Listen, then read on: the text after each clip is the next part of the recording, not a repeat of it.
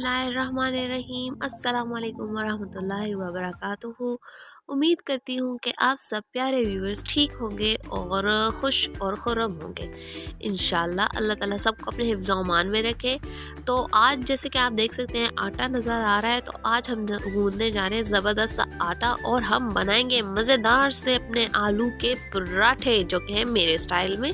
ठीक है जी, आपने पहले आटा ले लिया है। मैंने सिंपल आटा ले लिया है जो कि घर में हम आम इस्तेमाल करते हैं, गंदम का आटा, तो वो ले लिया है। और इसके अंदर मैंने थोड़ा सा नमक हस्बे जायका शामिल कर दिया है, जितना नमक आप शामिल करना चाहें। ये मैंने नीम गर्म पानी ले लिया और इसको हम अच्छे तरीके से गूंद लेंगे। बड़ा मज़ेदार सा इसको गूंद लेना है हमने। और चलें स्टार्टिंग करते हैं। जी हम इसको बिस्मिल्लाहिर्रहमानिर्रहीम पढ़ के गूंदने लगे हैं। पहले बिस्मिल्लाहिर्रहमानिर्रहीम पढ़ लेंगे और अपने हाथों को अच्छे तरीके से धो लेंगे।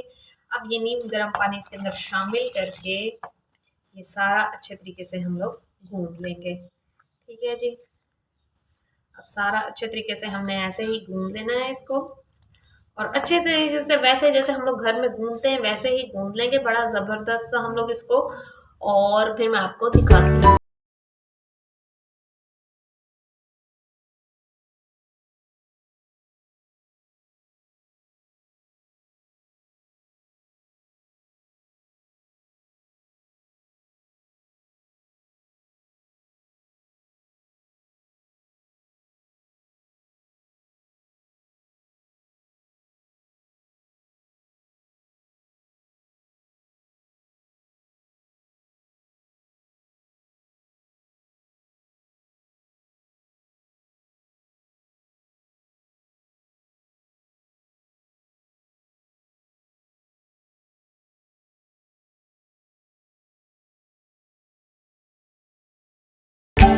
ये देखिए जी, माशाल्लाह अल्हम्दुलिल्लाह हमने अपना ज़बरदस्त सा आटा जो है वो गूंद लिया है, बड़ा मज़ेदार सा। अब इसको मैं कवर करके रख रही हूँ और तब तक हम अपने फिलिंग की तरफ आते हैं। जो हमने आलू बॉईल कर लिए हैं फिलिंग के लिए, आलू के पराठे के लिए, उसका प्रोसेस शुरू करते हैं। चलें जी, आटा गूंदना तो मैंने आपको दिखा लिया था। अब मैं आपको दिखाती हूँ कि हमें इसकी स्टफिंग के लिए जो ज़रूरत है। मैंने ये 4 अदद आलू ले लिए हैं और उसके साथ मैंने ये 1 खाने का चम्मच नमक ले लिया है। ये मैंने 1 अदद बड़ा प्याज ले लिया है जिसको बारीक काट लिया है। ये 1 खाने का चम्मच लाल मिर्च पाउडर है। ये जी सब्ज़ मिर्चें हैं 3 से 4 अदद, और ये हैं बॉइल्ड एग 2 अदद, और उसके साथ ही ये धनिया ले लिया है मैंने, जो कि है 1 मुट्ठी, और उसके साथ ही मैंने ले लिया है ये धनिया पाउडर, जो कि है 1 खाने का चम्मच। ठीक है जी, उसके साथ मैंने देसी घी ले लिया है। अब मैं इनको मैश कर लूँगी। मैंने छोटा छोटा इनको काट लिया। अब मैं इसको अच्छे तरीके से मैश कर लूँगी और अंडों को भी इसके साथ ही मैश करके मसाला मिक्स करके आपको दिखाती हूँ।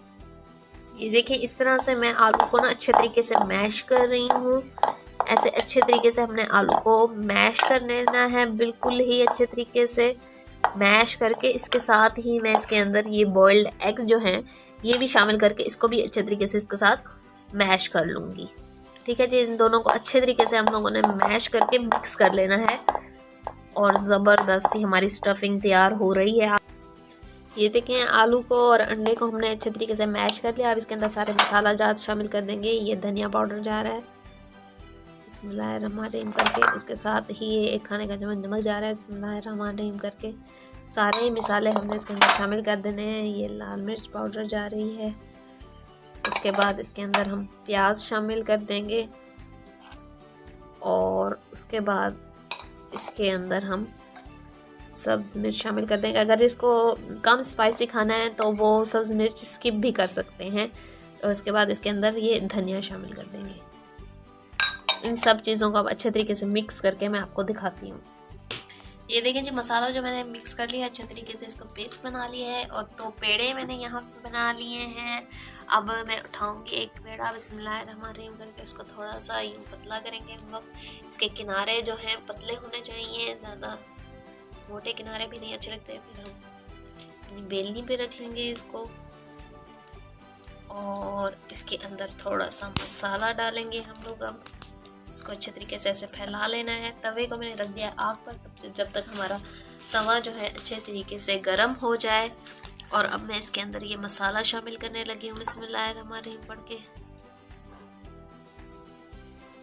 आप अपनी मुनासबत से डाल सकते हैं जितना आपको पसंद है। अगर आप ज़्यादा मसाला खाना पसंद करते हैं तो आप ज़्यादा भी डाल सकते हैं, अगर आपको कम पसंद है तो आप कम भी डाल सकते हैं।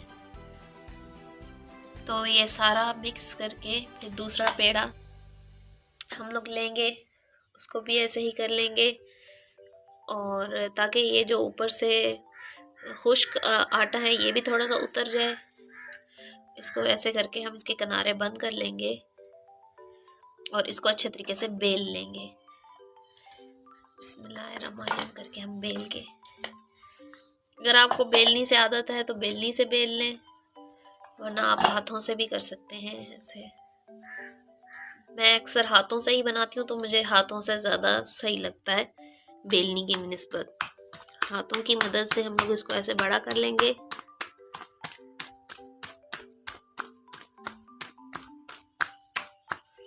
और इसको तवे के ऊपर डाल देंगे। थोड़ा सा इसको सीधा कर लेंगे। ये देखें हमने इसको तवे पे डाल लिया है और ये हमारा पराठा जो है तैयार हो रहा है, बड़ा मज़ेदार सा। तो आप ज़रूर ट्राई कीजिएगा और मुझे दुआ में याद रखिएगा। और जिसने अभी तक मेरे चैनल को सब्सक्राइब नहीं किया वो सब्सक्राइब कर दें, लाइक कर दें, कमेंट कर दें और शेयर कर दें। और इसको अच्छे तरीके से हम लोग पका लेंगे।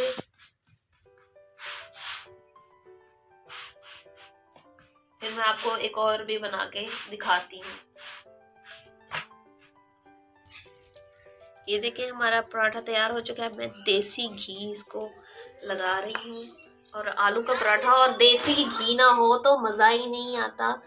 और बहुत ही मज़ेदार सा पराठा जो है हमारा तैयार हो रहा है। देखिए इसको हम लोग ऐसे कर लेंगे सारा।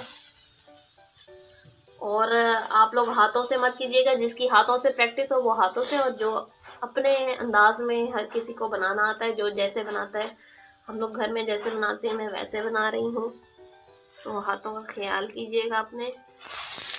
और ये देखिए बड़ा मज़ेदार सा क्रिस्पी सा हमारा पराठा जो है तैयार हो गया है। तो अब मैं इसे प्लेट में निकाल लूँगी।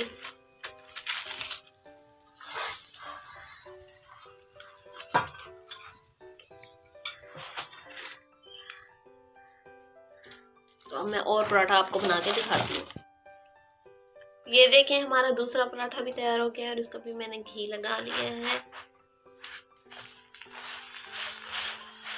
और बड़े ही मज़ेदार से क्रिस्पी से हमारे पराठे तैयार हो रहे हैं। अब मैं आपको इनको डिश आउट करके दिखाती हूँ। ये देखें जी माशाल्लाह अल्हम्दुलिल्लाह हमारे ज़बरदस्त से आलू के पराठे जो हैं वो तैयार हो चुके हैं। और मुझे दुआ में याद रखिएगा और ज़रूर ट्राई कीजिएगा और मुझे फ़ीडबैक दीजिएगा कि आपके आलू के पराठे कैसे बने। और मेरे नेक्स्ट वीडियो का इंतज़ार कीजिएगा क्योंकि वो इससे भी ज़्यादा ज़बरदस्त होने वाली है और बड़े ही मज़ेदार ये आलू के पराठे हैं। मुझे दुआ में याद रखिएगा। तब तक के लिए अपना ख्याल रखें और मेरे चैनल को सब्सक्राइब करें। अल्लाह हाफ़िज़।